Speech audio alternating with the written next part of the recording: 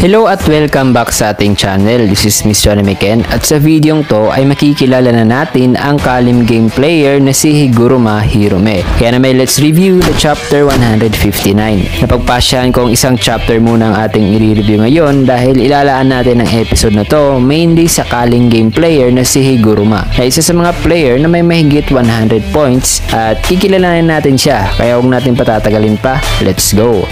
次回お前が Konting recap muna, sa nakaraang chapter ay napapayag na ng ating mga bida si Hakari na tumulong para isuppress ang Kaling game. Saksiyan din natin ang Shikigami na si Kogane na isang interface ng palaro. Ipinakita din sa atin ng isang player na nagdagdag ng isang rule na si Kashimo Hajime na ngayon may 100 points at ang isa pang player na may 102 points. Samantalang napagpasyahan naman ng ating mga bida na hahantingin ang mga players na to para pilitin itong gumawa ng panibagong rule na makakatulong sa kanilang misyon. Kaya naman sa pagpapatuloy ay dito ay makikita natin si Kaling game player na si Higuruma bago ito naging isang player. Kasalukuyan nakikipag-usap si Higuruma sa isang lalaking inakusahan ng murder dito. So nakasulat rin dito mga kaibigan na 99% daw ng mga criminal trials sa Japan ay always sumahantong sa verdict na guilty. So si Higuruma ay isa palang defense lawyer mga kaibigan. So ayon sa suspect na noong naglalakad siya ay bigla raw siyang kinausap ng isang pulis hanggang sa dumating ang dalawa pa at bigla lang daw siyang inaresto. Ngayon ay nababahala daw siya sa kanyang pusa dahil walang mag-aalaga nito. Paliwanag nitong inakusahan. So inakusahan ang taong to mga kaibigan dahil ayon pa dito na on March 2016 sa Morioka City, Iwate Prefecture ay may maginaraw manong pinagsasaksak hanggang sa mamatay sa kanilang sariling mismong tahanan. Ang mga prosecutor ay kaagad namang nag-suspect sa isang nagangalang Kita Oy na nakatira rin sa lugar na pinangyarihan ng krimen. Si Kita Oy ay inaresto at sinuspetsahan ng suspected robbery and murder. Dagdag pa na sinubukan raw ng suspect na tumakas during noong question ito ng mga patrol officers. Subalit nang sinundan nila ito hanggang sa makauwi siya ay laking gulat nila na nakunan nila ito ng isang dugoang kutsilyo. Subalit ayon naman sa panig ng suspect na hindi raw sa kanya ang kutsilyo na yon at napulot lang daw niya ito. Sa sumunod naman na panel ay makikita dito nakikipag-usap si Higuruma sa kanyang partner at kasama sa trabaho. Dito ay di makapaniwala ang kanyang kasama sa mga pinagsasabing rason ng kliyente ni Higuruma dahil halata naman raw na sinubukan talaga ng kliyenteng tumakas during sa interrogation dahil guilty ito. Sagot naman ni Higuruma na hindi naman raw sa ganun dahil sa na-question na rin daw si Oy noon illegally ng mga pulis dahil sa kaibigan o kasamahan ni Oy sa trabaho na gumagamit raw ng droga. Tugon naman ng babae na ibig sabihin ba raw ay dulot lang ng trauma ang pagtangkang pagtakas ni Oy? Kung ganun naman daw baka aksidente lang daw talagang nakita ni Oy ang kutsilyong may dugo. Sagot naman ni Higuruma na alam naman daw niya na parang hindi ka panipaniwala ang rason ng kanyang kliyente. Pero plano naman daw ni Oy noon na ibigay ang kutsilyo sa mga pulis. Subalit ayon pa kay Higuruma, kung ikokonik raw niya ang trabaho ni Oy dito, ay medyo may nakikita siyang parang suspicious dahil nagtatrabaho raw umano ang kanyang kliyente sa isang live-in job na non-profit kung saan ay nag-aalaga sila ng mga matatanda, mahalin tulad sa home for the aged. Pero ang problema ay hindi raw binibigyan ng sweldo ang kanyang kliyente dito at binibigyan lang daw nila si Oy ng pocket money at mga groceries tuwing New Year. At kahit ganyan na nga raw ang sitwasyon ni Oy ay pinilit pa nga nila itong pinagbayad ng 50,000 yen sa renta. At ang rason daw sa hindi kaagad na ibigay ni Oy ang kutsilyo ay dahil paliwanag pa ni Oy na hindi raw pwedeng tumawag ng pulis o ambulansya sa kung saan siya nagtatrabaho dahil may policy raw sila na hindi pwedeng mangstorbo ng kapitbahay. Na dahil raw sa policy na to ay ayon pa kay Higuruma ay mas lalong nagsususpecha siya sa mga non-profit na shelter na tinatrabahoan ni Oy. Dahil simula raw noong may lindol sa lugar na yon ay panisuporta daw ang gobyerno sa lugar para magbigay ng mga reliefs. Na dahil dito ay mas dumarami raw mga nagsisipaglabasan mga suspicious na non-profits na to. Kaya hindi na raw sorpresa na may dugong kutsilyo talaga sa lugar na yon. At ayon pa kay Higuruma na malaki raw talaga ang posibilidad na inosente raw talaga ang kanyang kliyente. Kaya na may matapos niyan ay napagdesisyonan nilang puntahan ang mga non-profits na to para malaman malaman din nila kung ano ang mga backgrounds ito.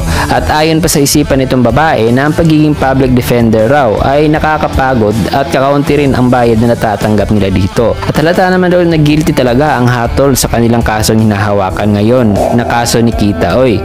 Kaya bakit pilit pa rin daw itong pinupush ni Higuruma?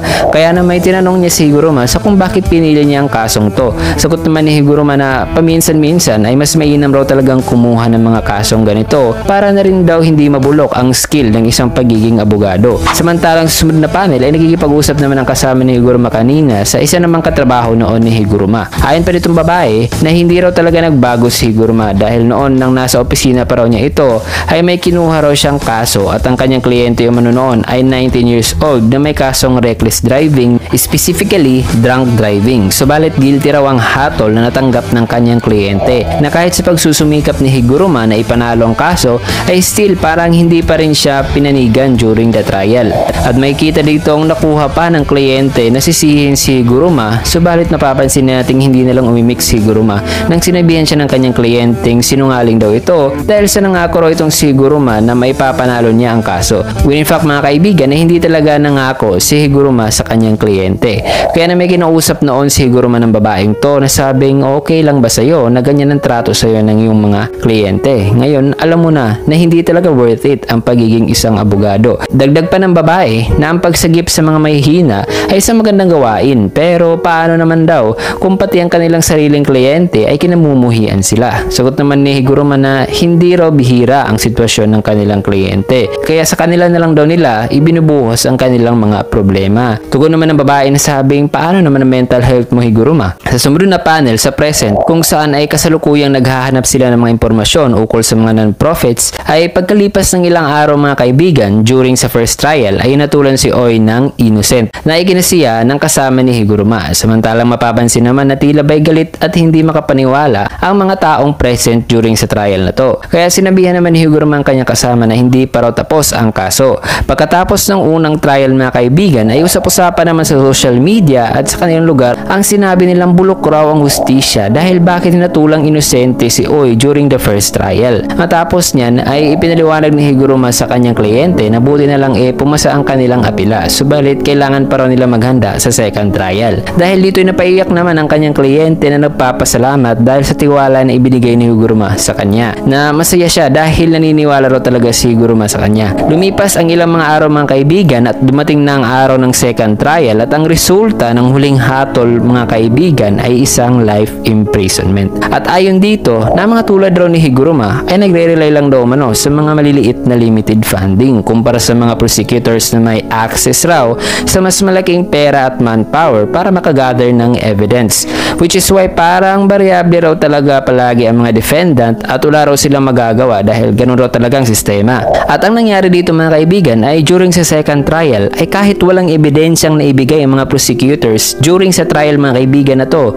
ay mas pinili pa rin ng korte na ipasa ang hatol na life imprisonment kay Oy na kahit gustuhin man nila ng third trial ay wala rin silang magagawa dahil hindi rin naman sila pakikinggan ng korte. At simula pa pala noong una mga kaibigan ay guilty na pala ang hatol nila kay Oy na hindi man nila ito binigyan ng fair treatment. Dahil sa hatol na ibinigay kay Oy ay bakas sa kanyang mga mata ang galit at pagkadismaya mga kaibigan na ikinatakot ni Higuruma nang tinignan siya ni Oy at pumasok sa isipan ni Higuruma sa kung bakit ganito palagi ang mga tingin ng kanyang mga kliyente na tila ba'y sinisisi siya talaga sa mga nangyayari sa kanila. Sa sumunod na panel ay pinagpatuloy ang pag-uusap ni Higuruma sa kanyang kapwa-attorney noong tinanong siya tungkol sa kanyang mental health. Ang sagot naman ni Higuruma dito mga kaibigan na hindi naman raw siya nagsasagip sa mga mahihina. Sadyang simula pa lang daw noong bata pa siya ay hindi niya talaga pinapabayaan ng mga bagay na sa tingin niya ay hindi tama. Dagdag pa niya na ang Lady Justice raw ay nakasuot ng blindfold bilang simbolo ng hustisyang walang kinikilingan at nakapikit din daw ang mga mata ng tao. Subalit kahit ganito pa raw ang sistema para naman sa kanya ay pipilitin daw niya ang kanyang mga mata na nakadilat sa katotohanan na kahit siya lang ang mag-isang gagawa nito. Matapos ng sabihan ni Higuruma ay sumunod na panel ay balik na naman tayo sa present kung saan nasa korte ngayon sina Higuruma. Dito ay nagsalita at nagtanong ang judge na may mga objections ba raw sa kanilang desisyon. Kung may objections raw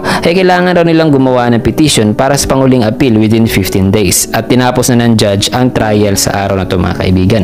Subalit hindi ito nagustuhan ni Higuruma at bigla niyang ipinukpok ang kanyang sariling martilyo o gavel hammer out of nowhere mga kaibigan na ikinabahala ng kanyang kasamang defense attorney. At sabi dito ni Higuruma na sabing bumalik kayo dito, may gagawin tayong retrial. At dito ay tila ba'y parang sumabog na ang sarili ni Higuruma sa bulok na hustisya nitong mundo mga kaibigan at di na niya napigilan pa ang kanyang sarili na siya na lang talaga ang kikilos. Makikita natin dito na tila ba'y may kakaibang ability siguro mga kaibigan na base sa makikita natin na parang Shikigami, Curse o Soul na nasa kanyang likuran. At makikita natin dito na tila ba'y may gagawing masama itong si Higuruma sa mga tao dito sa loob ng trial court. At ito mga kaibigan ang istorya ni Culling Game player Hirome Higuruma kung bakit naging isa siyang player sa Culling Game. So ano kaya ang kanyang papel sa kwentong to? Tuluyan ba niya makakaharap ang ating bida? Malalaman natin yan sa susunod pa mga chapters at sa susunod na episode ay pag-uusapan natin ang isang hint sa sikretong ibubunyag mismo ni Kenjaku tungkol sa clue sa kung sino talaga ang tunay na magulang ni Yuji. At makikita rin natin ang preparasyon na gagawin ng ating mga bida sa paglahok nila sa Culling Game. So dyan lamang yan sa ating channel, kaya kung nagustuhan nyo ang video ay you might want to click the subscribe button at pati na rin yan si bell icon para palagi kayong maging updated sa mga latest chapters na i-upload natin. Maraming salamat. Pero bago muna natin tapusin ang video, shoutout sessions muna tayo.